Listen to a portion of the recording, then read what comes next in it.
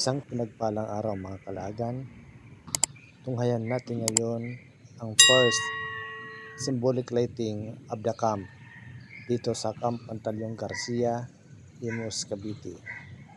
Ngayong December 1, 2023.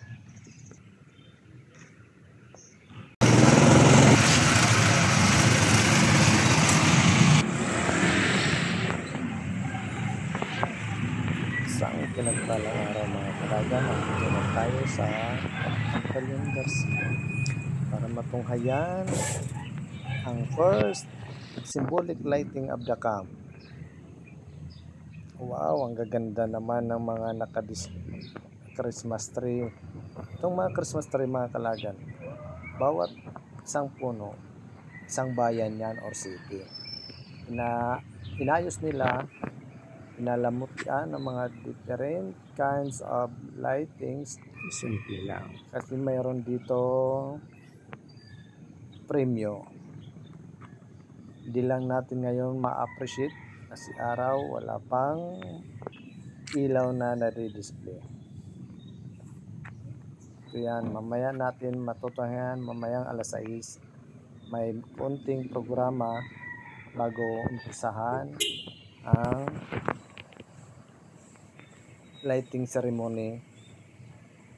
After lighting ceremony, magkakaroon ng fireworks display. At diretso na rin i-announce kung sino ang mananalo na bayan. Maliban lang dito sa pinagandang mga puno na ginawang Christmas tree, bawat bayan at city ng Cavite meron din entry sila na mga lantern at saka Christmas tree ang magiging entry bawat isang municipality at cities ng Cavite Provincial. Yan mga kalaagan, nakikita natin yung iba't ibang puno dito sa kampo. Talagang ang gaganda. Pero mas maganda pa yan mamaya pagkatapos ng programa mamayang gabi. Ang kampo ay magiging madilim. After madilim, doon natin matutunghayan ang magandang ilaw bawat puno, bawat lantern, bawat star na naka-display ngayon. Yan mga kalaagan. Parang wala lang. Colorful lang ang makikita natin sa mga puno kasi wala pang ilaw. Yan, ang ganda niyan, oh. Talagang pwede ka pa dyan magpa-picture. Ito naman yung display natin na Christmas tree. Gawa yan sa palapa ng nyug at sa mga bao yan mga kalagan. Ito naman yung mga lantern entry na bawat station. Yan mga kalagan. Ito gawa sa itlog, nag-crack ng itlog. Ito naman bariw, made of bariw, gawa ng bariw. Alfonso yata yan eh. Ito naman sa piyas, tahong, gawa sa tahong, nakatihaya lang na tahong, saka talaba naman ang pinakabuntot niya. Ito naman amadillo, gawa sa abaka. Yan sa taas CPPS naman to, gawa rin sa sako na parang abaka. Ito naman Mendes, gawa yan sa Hakubina. At saka yan sa taas din natin kita pero gawa to sa mga kutsara at saka itong plastic na kutsara mga kalagan. dito sa dulo. Ito naman sa kabila, star gawa sa raw materials lang yan. Tansa gawa sa baniko. Yan mga kalagan, tingnan nyo. TPU. Ganda rin. Meron pang bilin sa loob ng Cavite City. Panalo na yan. Ternate. Bailin. Ganda rin. Bailin. Number 7. Bailin. Simple lang bailin. Native na native ang gawa niyan. Nobilita. Bacoor. Rosario. At saka Naik. Yan mga kalagan ang mga lantern display. Sa ngayon, wala pang kabuhay-buhayan. Siyempre, wala pang ilaw eh. Maya-maya, pagdating ng program, makikita natin ang ganda. Kala mo. Ito naman, yung office ni Pispo. Mayroon yan mga arko. Makikita rin natin, dadaanan din natin mamaya pag nagkaroon ng ilaw. Kung talagang magayan, yung nasa bintana, pwede yun sa likod ko, pwede yan, magpa-picture kayo doon. Parang frame siya, pasok lang kayo doon. Ano, ang ganda niyan, ang taas pala. Kala ko maaabot ko yun. Gawa yan ng tropa natin na si yan. Ito naman, pati ito mga kalagan, dito tayo mamaya mag-i-standby.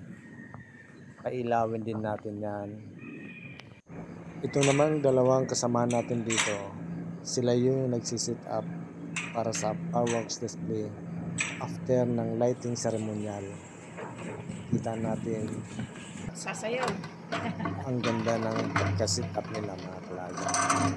Ngayon lang nangyari dito sa provincial office na ganitong pag-sit up ng kampo. Hindi mo akalain pwede dayuin na rin dito mga kalagan paggabi. Pasyal kayo dito kung malapit lang kayo dito sa Imus. Yan, mahantayin na lang natin hanggang mamayang gabi. A few moments later. Magandang gabi mga kalagan. Time check muna tayo. It's already 6 o'clock in the evening. Kaya mag-start na ang short program natin para sa ceremonial lighting dito sa Cavite Provincial Office. Tingnan nyo ang dilim ng paligid mga kalagan. Mamaya magliliwanag yan mga kalagan.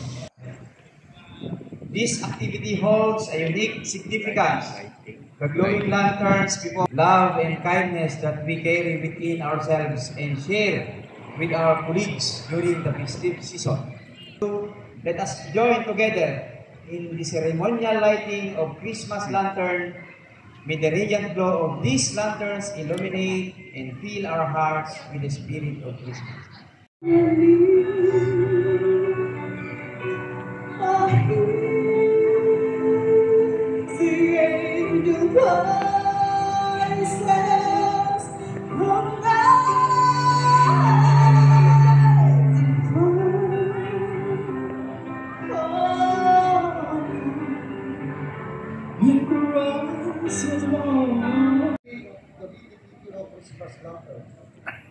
I am grateful that our guest tonight did not even hesitate to say no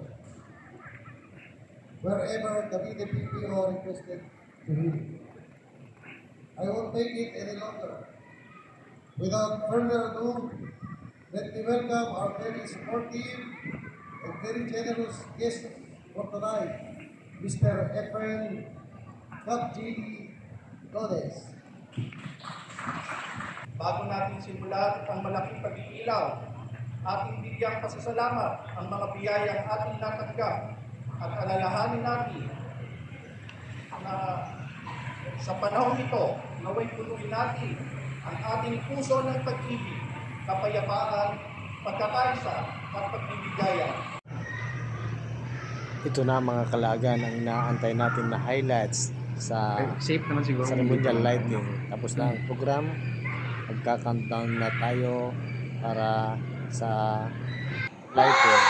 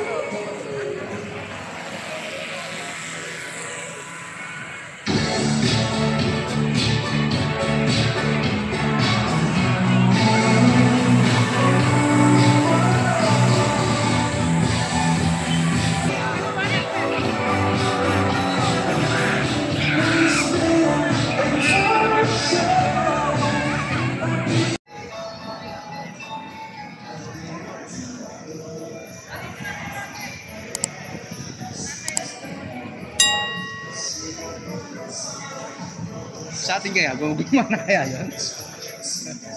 Dapat ganyan na lalaki. Tumbabas tayo dito sa highway mga kalagan. Kita natin ang magagandang Christmas tree. Yon, sabi ko sa inyo. Ganda ng puting nila, oh. Christmas tree. Yung LED nila hindi gumana. Oo nga, pagit na. Ito. Sabi ko sa inyo mga kalagan, magkakabuhay yan pag inilawan na ang mga puno na Christmas tree dito sa camp. Yan, nagkaroon lang tayo dito standby na fire truck mga kalagan for emergency purposes at saka safety kung sakali man mayroon karoon ng diferensya sa mga connection natin ng ilaw. Yan. Spotlight, dalawang spotlight sana gano'n ha. Sir Peps, so narinig mo, si Cap. Hindi pwedeng wala ka mamaya. Kala ko'y magla-live ka pa.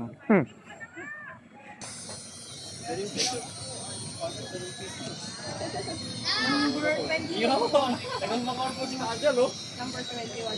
Hindi, maganda nga ba ko? Pero, ang ganda kaso. Yan o kaya, picture tayo. Ay, gawin siya, gawin siya. Mga spirit. Ganda rin pala pag napailawan to, no? Maganda nga. Sabsaban talaga eh, no? Sabsaban. Ma'am! Mayat na ako ng marami sa kakao. Sayang. Parang ano lang siya, oh. Parang Revolto lang. I better give him ano. Ito na yung mga kalagang sinasabi ko sa inyo kanina na walang kabuhay-buhay, colorful lang ngayon, mas colorful pang sobra. Oo. Ang gaganda ng ilaw bawat puno mga kalagan. Yun oh, kita nyo na yung mga lantern natin kanina parang wala lang, ngayon kaka-enjoy na. Tingnan, ang gaganda, lahat umilaw. Talagang nahirapan dito mga kalagan ang mga judges natin kung sino talaga ang pwede manalo sa puno at sa lantern. Ito na yun mga kalagan, yung opisina ni Pispo. Ang ganda ng arko niya, parang ano sa Rina Elena, pero ang ganda mga kalagan. Simple lang ang gawa nila. Yun, ipan tayo sa mga stars, puno. Sabi ko sa inyo eh, ang ganda, parang tourist spot na dito mga kalagan. Pinadadayuin ng mga turista sa kampo, pamaskuhan sa kampo.